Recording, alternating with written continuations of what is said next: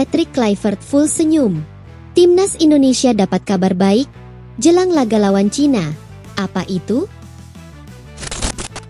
Gelombang pertama sudah ludes. PSSI buka lagi penjualan tiket laga Timnas Indonesia versus Cina pada 19 Mei. Inilah rangkuman berita terbaru Timnas Indonesia hari ini. Dari kemenangan dramatis hingga kabar terbaru soal pemain bintang.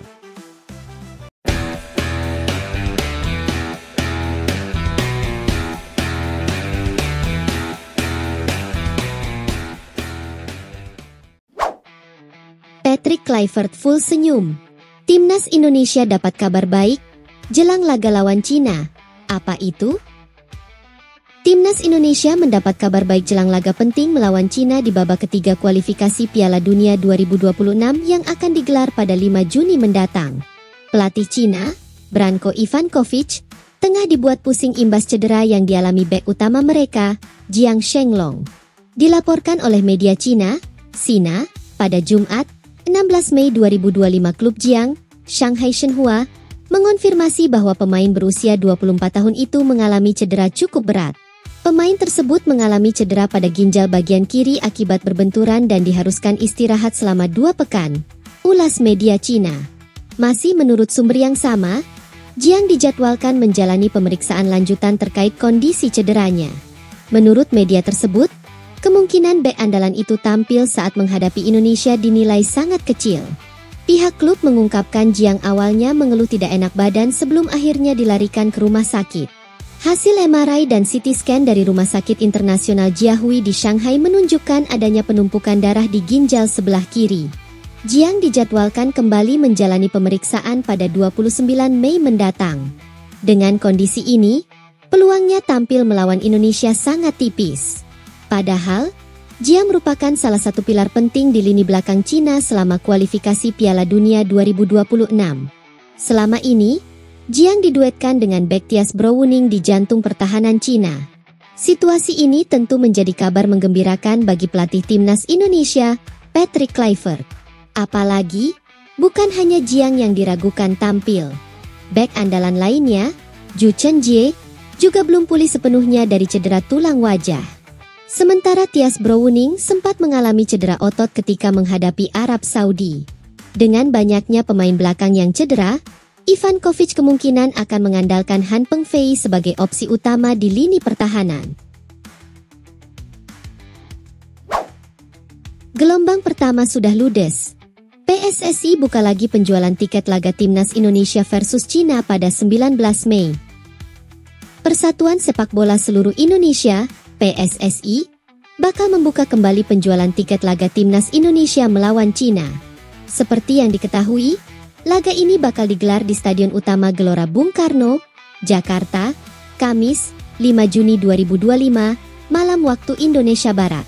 PSSI sebenarnya sudah membuka penjualan tiket gelombang pertama pada Kamis, 15 Mei 2025. Tiket gelombang pertama dibeli melalui aplikasi Livin milik Bank Mandiri. Tak butuh waktu lama, gelombang pertama penjualan tiket sudah ludes meski belum mencapai sehari. PSSI bakal membuka penjualan tiket gelombang kedua. Kali ini, tiket akan diperjualbelikan melalui laman Kita Garuda. Penjualan tiket bakal dimulai pada 19 Mei 2025.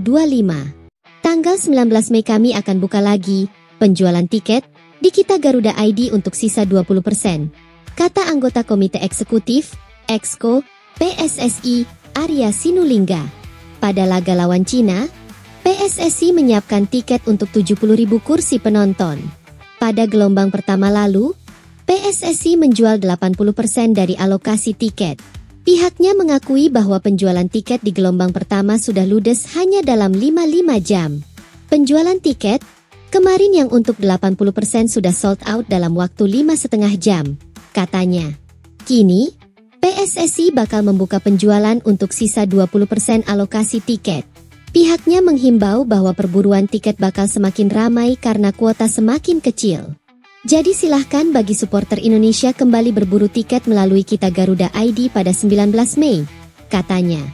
Timnas Indonesia jelas butuh dukungan besar dari masyarakat untuk laga lawan Cina. Pasalnya, skuad Garuda masih berpeluang untuk lolos langsung ke Piala Dunia 2026. Dukungan masyarakat bakal memompa semangat timnas Indonesia di atas lapangan. Tim Merah Putih harus tampil habis-habisan di atas lapangan. Timnas Indonesia butuh kemenangan untuk menjaga mimpi tampil di Piala Dunia 2026. Saat ini, skuad Garuda berada di peringkat keempat dengan catatan 9 poin.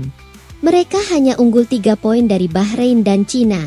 Usai lawan Cina, Timnas Indonesia bakal bertandang ke markas Jepang pada 10 Juni 2025. Bek Timnas Indonesia Dean James bikin klub raksasa Yunani kepincut, masuk daftar prioritas. Kehebatan bek Timnas Indonesia, Dean James, bikin klub raksasa Yunani kepincut.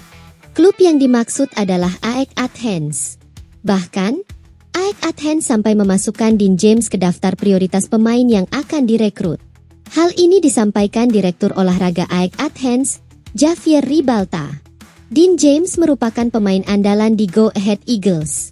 Sejak bergabung pada Juli 2023, pemain berusia 25 tahun itu sudah membukukan total 2 gol dan 3 assist dari 37 penampilan di semua kompetisi.